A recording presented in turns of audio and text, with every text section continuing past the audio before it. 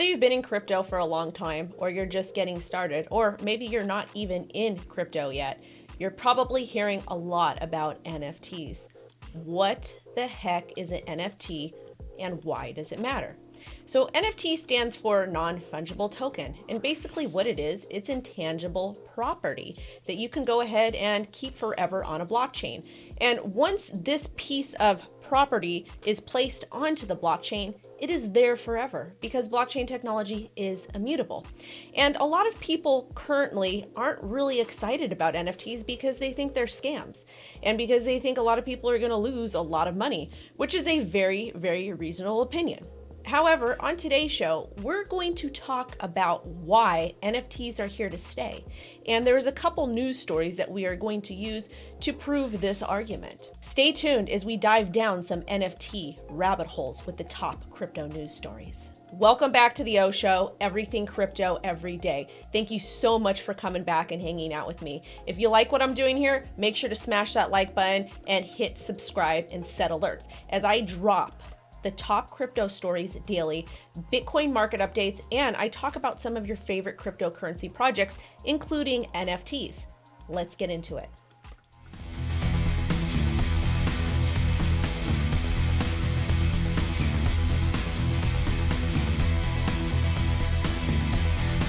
Before we dive down the NFT rabbit hole and we cover the top crypto news stories as well as a Bitcoin market update, I wanted to take a minute to say Happy International Women's Day to all the women out there. Also, this does segue into NFTs because I have collaborated with OrcasMint, and all of my shares of the proceed, 75% of them, are going to go to my favorite charity, House of Ruth. And the great thing about NFTs, at least for me, and one valid use case, is using them to help drive awareness to different charities that we support. If you're not familiar with House of Ruth, what they do is they are a Los Angeles domestic violence shelter, and they will house anybody. All you got to do is call them, and they will house you, your family, and your pets if needed. And they will remove these people from the home of their abusers if they are willing to, and provide them a safe place to go. And they do not separate families. And this goes for both men and women and even children that are suffering from domestic violence. So if you are interested, make sure to head over to Rarible and go ahead and bid on my NFT. The link will be down below. Thank you guys again, but let's get into some juicy NFT topics. Case one as to why NFTs are here to stay. Well, most of you guys know who Taco Bell is. And they went ahead and tweeted on March 7th at 10:16 p.m. Our spicy potato soft tacos can now live in your hearts, stomachs, and digital wallets. And they went ahead and posted this NFT on Rarible.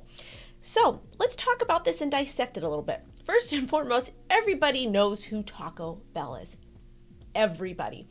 And if some of you remember, I want to say Taco Bell recently discontinued a very, very well-known menu item. And I want to say it was the Mexican pizza. Well, a lot of people were upset about it. And now restaurants, or especially fast food establishments, can go ahead and discontinue items and then mint them as NFTs to those fanatics. And actually, this is a very, very brilliant idea. Love it or hate it, NFTs are here to stay.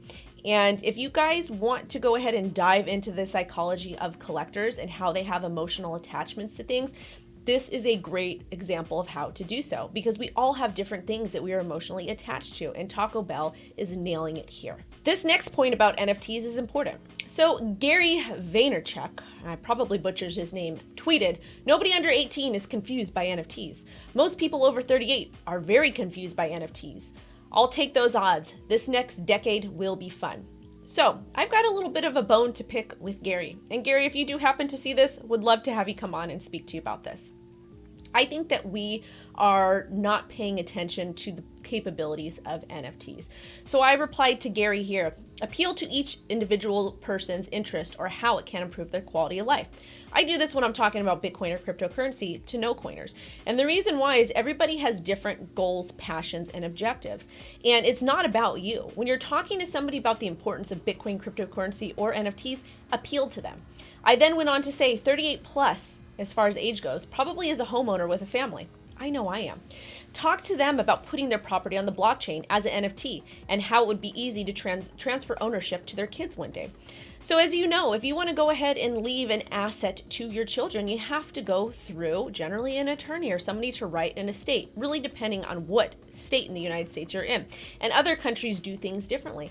But if you go ahead and put ownership of a property on the blockchain, it is immutable. It is there forever. And transferring of that ownership would actually be pretty easy.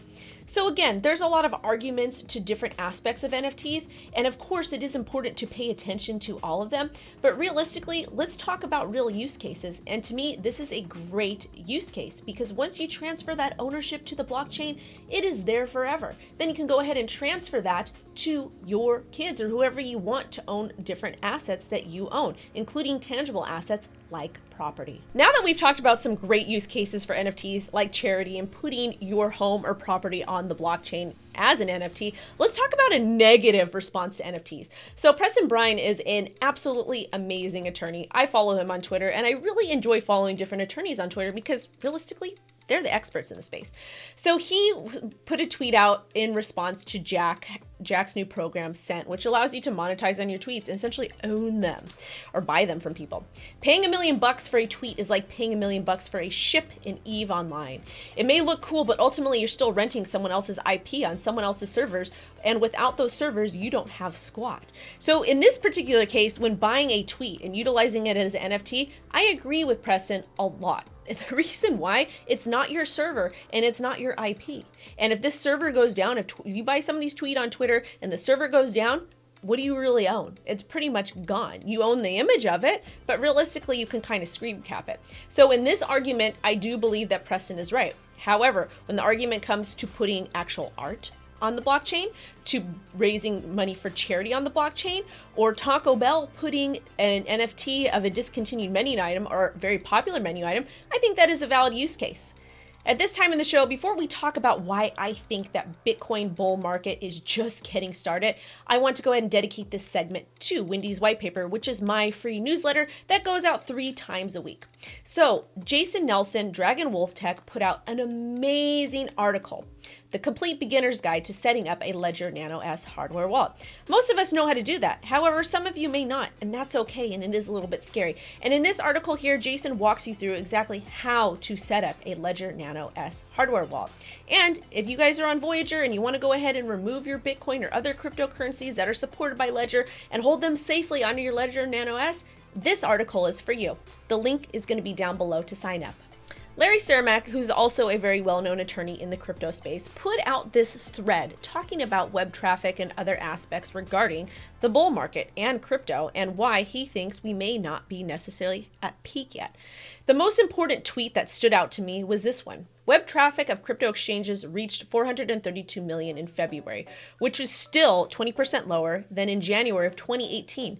This only goes to show that a lot of this rally is being driven by institutional capital, and there isn't that much retail yet. 56% of traffic is from Binance and Coinbase. So what he's saying is that in February of 2021, all web traffic of crypto exchanges reached 432 million. And it's also 20% lower than web traffic in January of 2018. And that this rally that we're seeing is institutional money. This is absolutely crazy because when you think about it, in January of 2018, that's really when we hit the top of $20,000. And I'm going to show you guys on the chart. So retail hasn't even came in yet at all. This is bullish news. And a lot of people say, you know, the bull market's over. What's going to happen? We can't break 50,000. We can't sustain it. I think that we're going to end up smashing it fairly soon, and I think that we're going to see new highs soon. And data like this helps to support it. Comment your thoughts below. Last breaking news story. PayPal acquires crypto security firm Curve for nearly $200 million. PayPal's purchase of Curve is part of the company's larger crypto ambitions that include working with central banks on digital currencies. Bitcoin and crypto is not going anywhere. It is not going to zero. PayPal would not spend $200 million on acquiring Curve. Now, let's talk about Bitcoin's price action as I give an update from last night's stream. Every Sunday at 6 p.m. PST, I live stream and I talk about the Bitcoin weekly close and take your altcoin requests. And I said that we really need to sustain $50,000 and then eventually flip about 50 4,000 to continue to climb up. Now, taking a look at Market Cypher's oscillators on the weekly, we still have this red dot printed here. However, we're starting to see some of the oscillators flip bullish. We're seeing this with the RSI and the MFI. We're also seeing this yellow line, which is a little bit flat. It's looking like it's going to give us an uptick. And then the green area here is also looking like it may do the same, even though it's bent flat, but it's right at this support area. So it's going to be interesting to see how the weekly Market Cypher will play out. However, let's kind of look at the daily chart and see what is going on here. So this is our daily chart, and daily is not really looking too good. I don't like this wick currently. It's indecision. That's what it's showing me and what it's telling me. However, Market Cypher also printed a green dot, hard to see here, and everything is running up. The MFI, the RSI, and the little yellow peak here. However, our green peak is kind of flat and the blue peak is running upward. So daily is looking pretty decent. However, there is a little bit of weakness as far as looking at current price action. So indicators are looking bullish, but price action on this daily candle, not so much. And again, you guys, just as long as we can sustain 48,000, I think we should be okay, as we are in a bit of an uptrend. Now, taking a look at the 4-hour chart. 4-hour chart Market Cypher printed a green dot here. Everything looks good. However, if it printed a green dot, why are we still in the red with this candle? Well, take a look at the 45-minute chart. And on the 45-minute chart, you will see that we're seeing a little bit of bearishness. And we also printed a red dot on Market Cypher. That is okay. And that also shows you why we're having issues sustaining this $50,000 area of well, now it is resistance. So right now it's looking like we're probably going to fall a little bit. And my target area, if we do continue to fall, would probably be the bottom here would be about 49.4. That's what it's looking like to me. And again, you guys, this is a 45-minute time frame. If we break 49.4, then I would look at some of these lower areas of supports here, which you guys can go ahead and do that on your own. So today for Bitcoin, two scenarios. If we're able to sustain $50,000 and hold it, I want to test 52,000. Once we smash through 52,000, that's my go. That is completely my go. Let's go balls deep. Let's go long. However, if we're having trouble sustaining $50,000, I would look to about 49.6, 49.4, and then I would look for a possible move down to about 49.2. Again, this is going to be for the week, not just today. So pay attention, because it's looking like we're going to have some volatility with Bitcoin. Thank you guys so much for watching. Have a great rest of your day. I will catch you tomorrow. Bye-bye.